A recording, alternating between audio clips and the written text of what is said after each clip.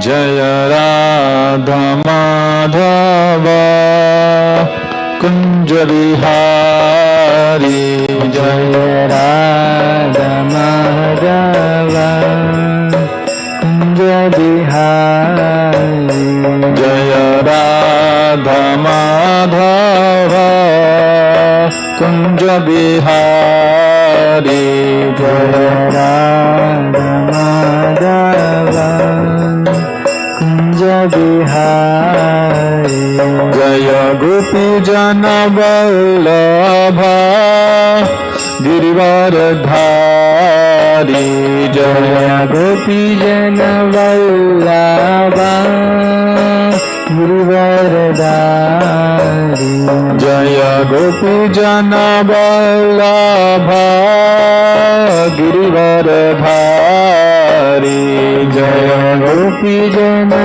Vallabha Girivaradhari Yashodanandana Brajjana Ranjana Yashodanandana Brajjana Ranjana Yashodanandana Brajjana Ranjana Yashodanandana Brajjana Ranjana Yamuna Tira Vanachari Yamuna Tira Vanachari Yamuna Tira Vanachari Yamuna Tira Vanachari Jaya Radha Madhava Kunja Bihari Jaya Radha Madhava Kunja Bihari Hare Krishna Krishna Krishna Hare Hare Hare Rama Rama Rama Hare Hare Hare Krishna Krishna Krishna Hare Hare Hare Rama Rama Rama Hare Hare Hare Krishna Krishna Krishna Hare Hare Hare Rama Rama Rama Hare Hare Hare Krishna Krishna Krishna Hare Hare Hare Rama Rama Rama Hare Hare Hare Krishna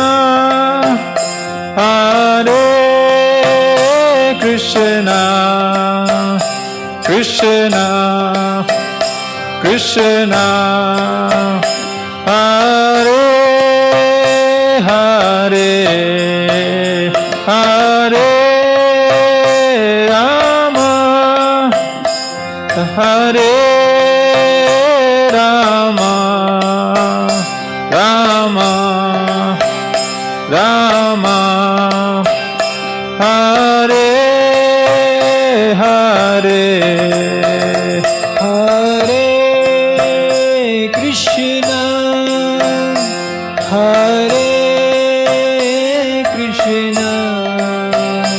Krishna Krishna Hare Hare Hare Rama Hare Rama Rama Rama Hare Hare Hare Krishna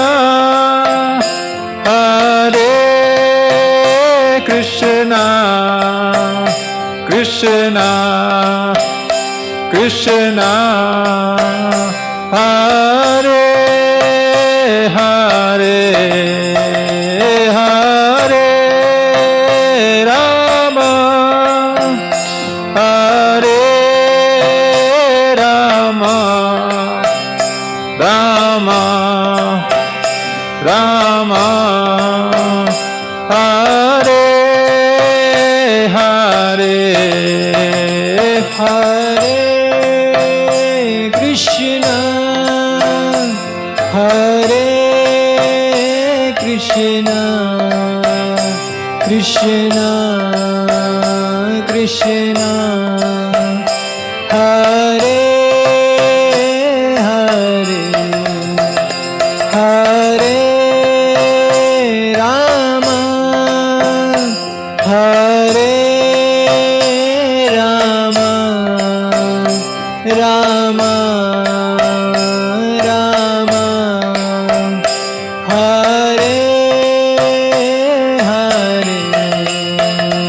Hare Krishna, Hare Krishna, Krishna Krishna, Hare Hare, Hare Rama, Hare Rama, Rama Rama, Hare Hare, Hare Krishna, Hare Krishna, Krishna Krishna, Hare Hare,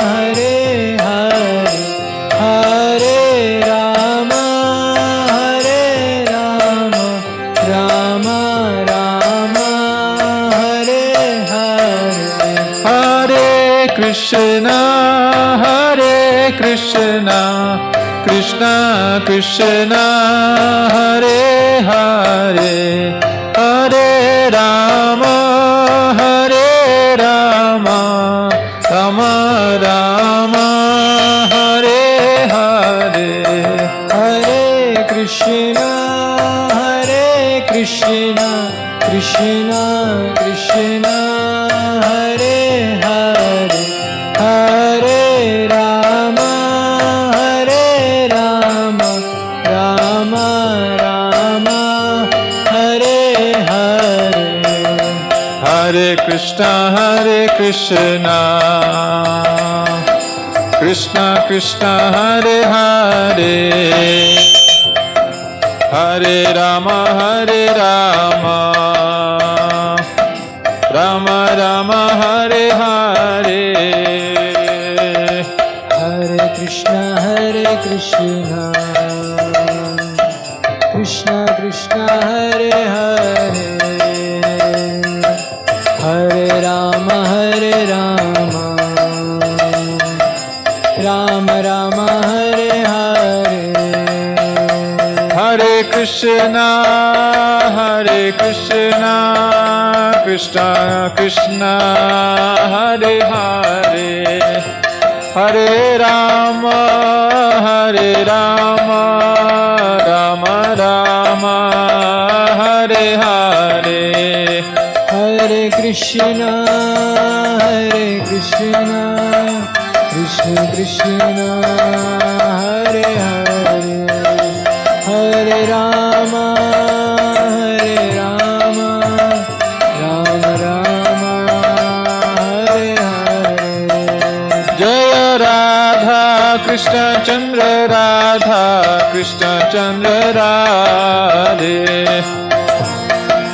Krishna Chandra Radha, Krishna Chandra Radhe, Jaya Krishna Balaram, Krishna Balaram, Krishna Balaram, Jaya Krishna Balaram, Jaya Krishna Balaram, Jaya Krishna Balaram, Krishna Balaram, Jaya Krishna Balaram, Jaya Gauranitai, Jaya Gauranitai, Gauranitai, Jaya Gauranitai, Jaya Gauranitai, Jaya Gauranitai, Gauranitai, Jaya Gauranitai, Jaya Jaya Prabhupada, Prabhupada, Prabhupada, Prabhupada. Prabhupada. Jaya Jaya Prabhupada, Prabhupada, Prabhupada, Prabhupada.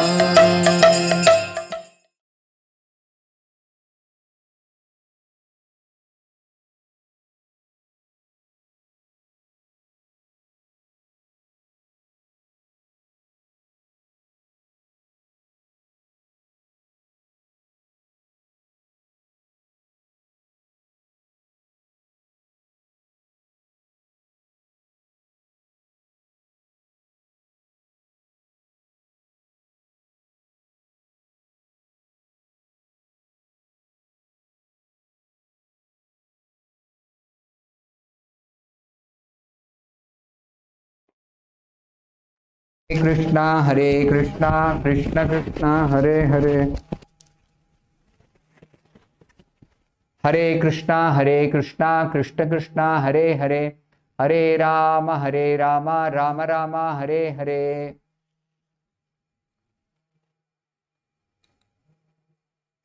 Bhagavad Gita, chapter 17, verse number 14. Deva Dvija Guru Prajna Pujanam Shauchamarjavam Brahmacharyam Ahimsa Cha Shariram Tapauchyate.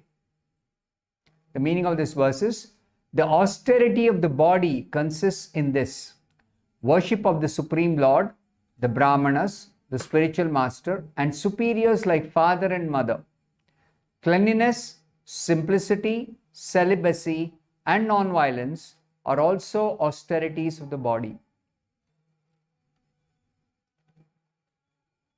So as was explained earlier, the Supreme Lord is explaining the different kinds of austerity.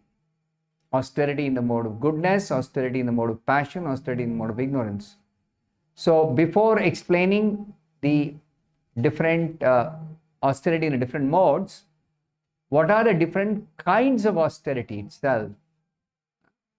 So there is austerity of the body, there is austerity of speech, and austerity of mind. So 3 verses he explains in each of the verse among the 3 verses, 14, 15 and 16. So 14th verse describes austerity of the body. What does it consist of? Austerity of the body consists first of all of worship of the Supreme Lord, Brahmana, spiritual master, and superiors like father and mother. So one should learn to offer respect to the Supreme Lord. That's absolutely essential. And that is one of the austerities of the body. And next is, one should learn to offer respect to the Brahmanas. Brahmanas are those who are dedicated for giving direction to the people in society regarding the ultimate goal of life. Brahmanas are responsible for educating people. Brahmanas are responsible for teaching people how to worship God, giving knowledge about God, most important. So therefore, Brahmanas are to be respected. Such Brahmanas are to be respected. The spiritual master is absolutely essential for anybody who is serious about spiritual life. So one cannot understand or get proper understanding or knowledge about the Vedas without approaching a bona fide spiritual master. And such spiritual master, not only one should submit oneself and surrender and serve and inquire submissively. So here it is said the austerity consists of worship of the spiritual master. Then worship or showing respect to prajna. Prajna means those who are worshipable personalities other than the Supreme Lord, other than the Brahmanas, other than the spiritual master, superiors like father and mother. It's very simple to understand. As soon as a child is born, its first contact is with mother, then with father. So father and mother take a responsibility for the upbringing of a child. So the child should be taught to offer respect to father and mother. This is the austerity of the body. Then one should practice cleanliness. Cleanliness means internal and external. Rather, external and internal. External cleanliness consists of taking a bath regularly, wearing clean clothes, keeping the surroundings in the house or any place clean. These are external cleanliness. Then there is internal cleanliness, which consists of purifying the consciousness or the heart of all dirty things. So, purifying the heart of material contamination, purifying the heart of lust, greed, anger, illusion, intoxication, enviousness, kama, krodha, lobha, moha, mada, matsarya. This is actually internal cleanliness. This is essential. Then one should also practice celibacy. Celibacy means one should not indulge in sex outside of married life. Sex is sanctioned only in married life. In the scriptures, sex is allowed only in married life. So this is called celibacy. And non-violence. Non-violence has already been explained earlier. Not to put others into distress. Any creature, not just human beings. Non-violence applies to all creatures, all created beings. So that is, these are all the austerities of the body. Bhagavad Gita, chapter 17, verse number 15. Anudvega karam vakyam satyam prayahitam chayat swadhyayabhyasanam chaiva vangmayam tapa uchyate. The meaning of this verse is, austerity of speech consists in speaking truthfully and beneficially, and in avoiding speech that offends. One should also recite the Vedas regularly. So Srila Prabhupada explains, one should not speak in such a way as to agitate the minds of others, not incite people to become agitated. When a teacher speaks, it is specifically explained, a teacher speaks to the student. The teacher speaks the truth for the instruction of his students, but teacher should not speak to others who are not his students if he will agitate their mind. In telling the truth, the teacher need not hesitate when it comes to telling the truth to the students. But a teacher has to be careful only to instruct his students and not others. This is penance as far as talking is concerned. Then one should also not talk nonsense. That means one should only speak of essential things, and the most essential speech is that of spiritual subject matter. And always, when speaking in spiritual circles particularly, one must quote from authoritative scriptures, give evidence from scriptures. Whatever he is saying should be backed up by scriptures. And at the same time, such speech should be pleasurable to the ears. By such discussions, especially on spiritual subject matter, one can derive the highest benefit and elevate the entire human society. Human life is meant for self-realization. And self-realization is possible only by discussing about a spiritual subject matter. Not waste time discussing about money, discussing about power, discussing about material possessions. No. All such discussion should be minimized. At best, the best thing is to completely eliminate all such discussions, but even if one has to discuss some essential things pertaining to maintaining this body, then that should be kept to the minimum. Most of the time should be spent in discussing about spiritual subject matter. In fact, in the scriptures it is said, constantly chant the holy name of the Lord, kirtaniya sada harihi, satatam kirtayantoma. Earlier in the 9th chapter, Krishna has described this. Devotees are always engaged in singing the glories of the Supreme Lord Krishna. So that's the best engagement for the tongue, which vibrates and produces different speech. Also, reciting the Vedas regularly. There is a limitless stock of Vedic literature. So much is there. The Ramayana, Mahabharata, Bhagavata, and so many Vedic literatures are there. So reciting this Vedic literature is also austerity of speech. Bhagavad Gita, chapter 17, verse number 16. Mana prasada saumyatvam maunam atma vinigraha bhava samshuddhir ityetat tapo manasam uchyate.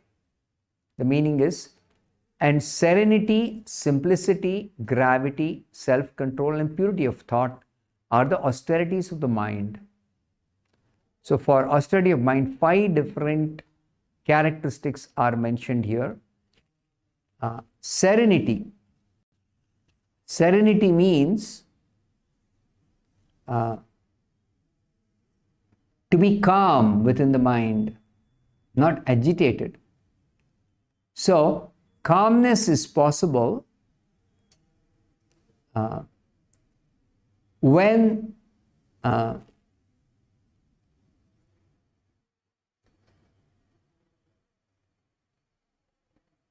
when one is able to take away the mind from thoughts of sense enjoyment, then only the mind can become peaceful or calm.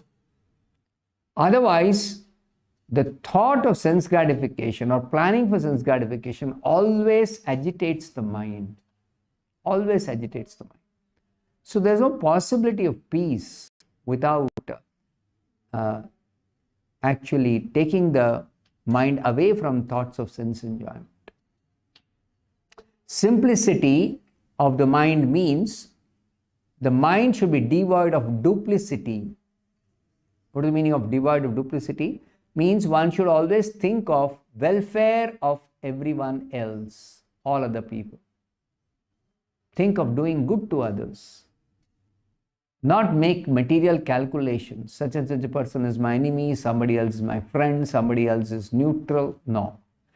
Always think of the welfare of everyone else. How is it possible? That is because we understand every living being is part and parcel of the Supreme Lord. They belong to the Lord. And the Lord is their wisher. So as devotee of Krishna, we should also think of the welfare of everyone else. So that is actually simplicity. Then gravity. Gravity means one should control the mind and always think of self-realization.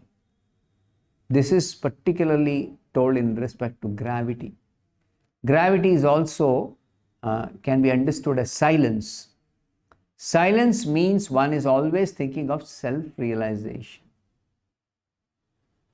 So the person in Krishna consciousness observes the perfect silence, because Krishna consciousness means always thinking of self-realization. Always. Control of the mind means detaching the mind from sense gratification or sense enjoyment. Detaching the mind from sense enjoyment. The more we think of sense enjoyment, the more the mind becomes uncontrolled. Uncontrolled mind means thinking of different ways of sense gratification. And ultimately, the mind can never become satisfied simply by sense gratification. It is never possible. So ultimately the mind becomes frustrated when one simply tries to satisfy the mind by sense gratification. So avoid sense gratification, and also the purity of thought. Purity of thought means to divert the mind towards Vedic literature, which is full of so many satisfying stories, especially the Puranas and the Mahabharata. So that is purity of thought. Thinking always of Krishna, thinking of a spiritual subject matter, thinking of the Vedic literature, thinking of the Puranas, thinking of welfare of others. And this is actually the way of purity of thought. These are all considered austerities of the mind.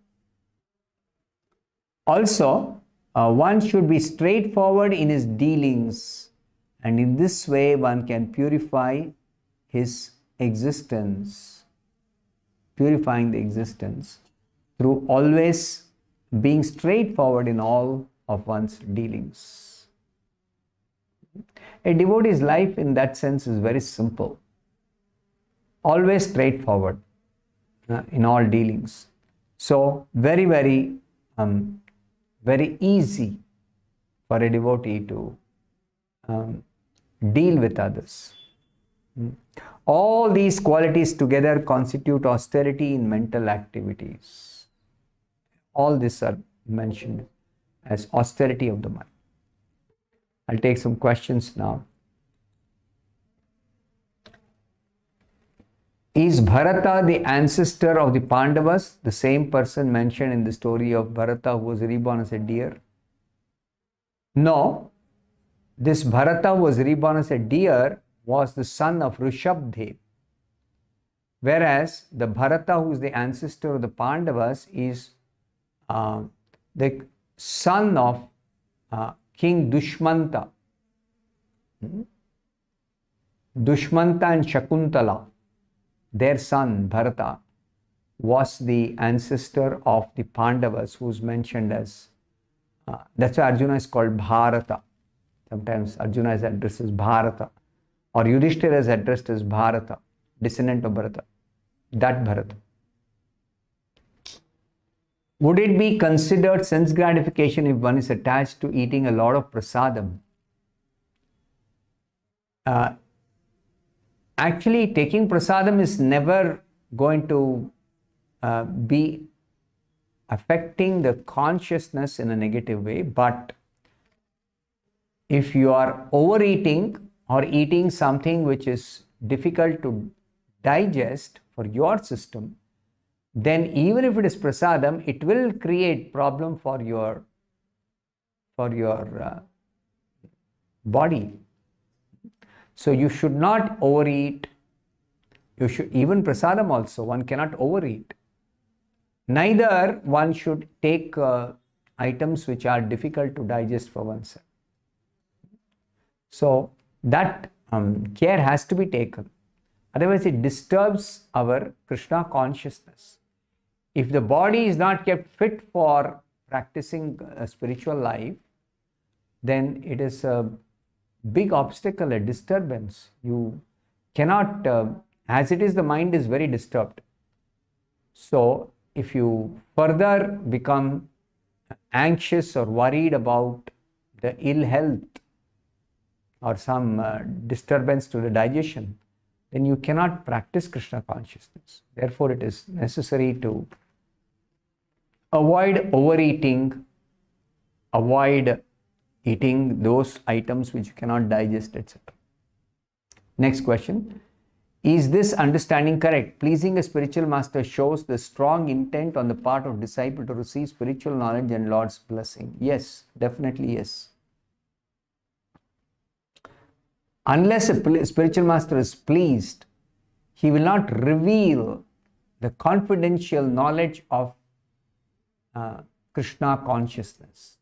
Krishna consciousness is very, very confidential knowledge. So spiritual master is going to reveal to those who are very serious about spiritual life, and that seriousness is shown by trying to follow the instructions and please the spiritual master in that way.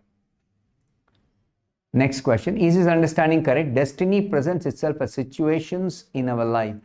We have no choice in situations, but only our response towards them. Our response may be further influenced by gunas. Okay, first part is destiny presents itself as situations in our life. Not necessarily. Destiny, let us be very clear what is destiny. Destiny is the happiness and distress that is fixed because of our own past pious and sinful activities. So the quota of happiness and the quota of distress is fixed. Now how these are going to come, it is dynamic. Kala, karma, guna. They are interacting and producing different situations. And we may end up in a situation because we make a wrong choice of doing some activity, undertaking some activity, or wrong association, or planning to do something which is against our ultimate self-interest. So we can end up in situations which is our own creation. It's not always that we are helpless. We have been put into situation. Not always. So ultimately what is fixed is the happiness and distress, material happiness and material distress that is due to us because of our past pious and sinful activities. So that is stored up in the body. That you cannot increase material happiness by any material methods. You cannot reduce material distress by any material means. It's not possible. Only our material happiness and distress can be altered if Krishna takes charge of our life, when we surrender to Krishna and take to pure devotional service. Only then there is a possibility of change in the quota of happiness and distress. And in any case, a devotee never endeavors for material happiness. And a devotee tolerates all material distress. So devotee is interested only in spiritual bliss, Krishna conscious pleasures. That's it. Our response may be further influenced by gunas. Our response is not influenced by gunas. Our response is based on our own understanding, our desires, our association, our knowledge, our habits, like that. So our response is proper if we educate ourselves, if we conduct ourselves properly, if we control our senses, control our mind, we are serious about spiritual practice, then our response will be proper. Otherwise, our response will not be suitable. One is sure to achieve results by such acts and attain conducive knowledge. 2.53. Which result is referred to herein, and knowledge about what? 2.53. Let me just open that. Yeah, the verse says, when your mind is no longer disturbed by the flowery language of the Vedas, and when it remains fixed in the trance of self-realization, then you will attain divine consciousness.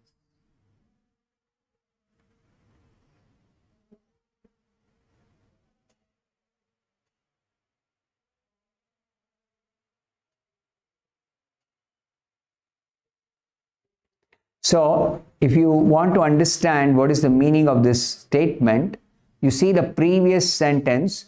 In Krishna consciousness, one comes directly in communion with Krishna, and thus all directions from Krishna may be understood in the transcendental state. When we chant Hare Krishna, Krishna is fully present in the transcendental sound of the Hare Krishna mantra. So we are directly coming in contact with Krishna. When we are hearing Bhagavad Gita, we are directly coming in contact with Krishna. When we are worshipping Krishna, we are directly coming in contact with Krishna. All Krishna conscious activities involve directly coming in contact with Krishna. So in such a state, one is sure to achieve results. What results? The results of spiritual progress, of spiritual realization, of spiritual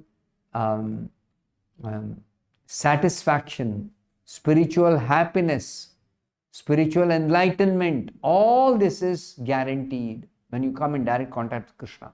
And how can we come in direct contact with Krishna? Simply chant Hare Krishna. Directly you are in touch with Krishna, because that Hare Krishna sound is Krishna. Conclusive knowledge also, when we chant Hare Krishna or perform devotional service, Krishna enlightens from within. Krishna is seated in our heart, and he enlightens the devotee. One who is engaged in Krishna consciousness, Krishna enlightens such a devotee. So even conclusive knowledge is guaranteed for such a devotee. That is what is mentioned here. Can you explain how sense desire arises from mental concoction? Now,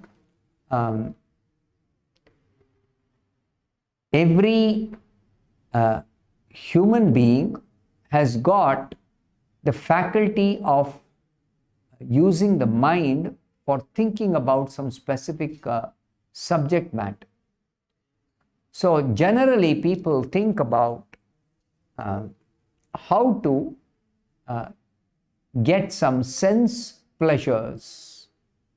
This is the general idea of utilizing the power of thinking, or how to earn money so that with that money I can buy some comforts for the body or secure some material goods which will give me some enjoyment, etc. So, sense desires or material desires always arise from the mind or mental concoction, thinking or planning in the mind. It's called concoction because it is simply a false thing. Actually, we have nothing to do with these senses coming in contact with sense objects and producing some sensation.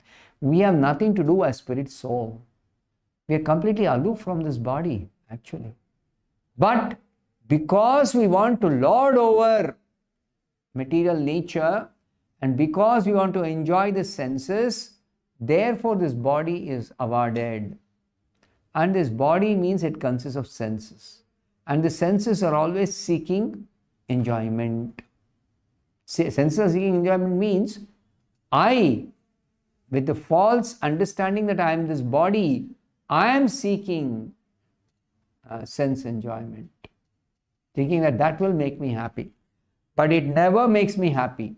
It simply makes me frustrated.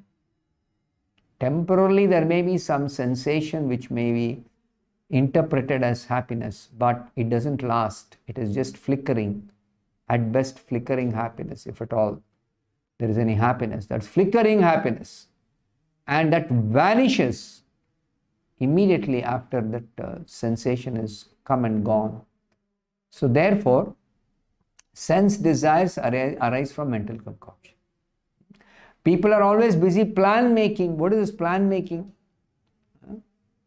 Just like somebody makes a big career plan. What is this career plan? Oh, how I will earn money.